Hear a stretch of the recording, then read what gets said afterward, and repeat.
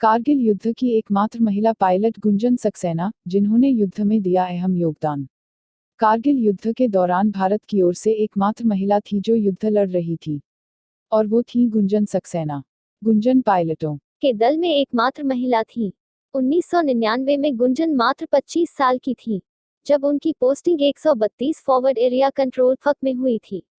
युद्ध के शुरुआती दौर में ही उन्हें श्रीनगर जाने के लिए कहा गया। आर्मी ऑफिसर की बेटी गुंजन के लिए ये मुश्किल भरा काम नहीं था। उधमपुर से श्रीनगर जाने के लिए उन्होंने माता पिता को फोन पर जानकारी दी।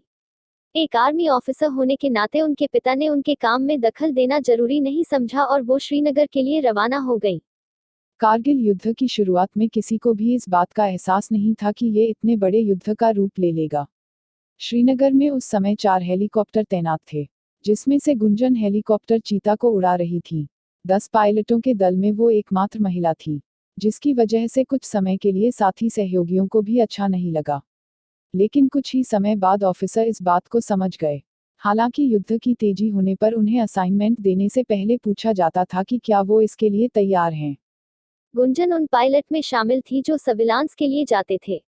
13,000 फीट की ऊंचाई पर गुंजन अक्सर अपने हेलीकॉप्टर को हेलीपैड पर उतारती थी, जो कि किसी भी नौसिखिया पायलट के बस की बात नहीं थी, क्योंकि उस क्षेत्र में दुश्मन की गोली लगने का भी डर रहता था। लेकिन गुंजन अपनी ड्यूटी करते हुए कई बार अपने हेलीकॉप्टर से जख्मी सिपाहियों की मदद करती थी। साथ ही सैनिकों को दवाएं, खाना और दूसरे जरूरी सामान भी पहुंचाने होते थे। पायलट गुंजन ने 20 दिनों में 10 ऐसे मिशन पूरे किए थे, जिसके बाद युद्ध में छोटे हेलीकॉप्टरों को हटाकर फाइटर हेलीकॉप्टर लगा दिए गए थे। गुंजन एक आर्मी परिवार से ताल्लुक रखती थी, जहां पर उनके पिता ए.के. सक्सेना और माता थी। माता पिता को उनके काम के जोखिम के बारे में अच्छे से पता था, लेकिन उन्होंने अपनी बेटी के काम में कभी भी दखल नहीं किया और उसे पूरी निष्ठा से काम करने की स्वतंत्रता दी।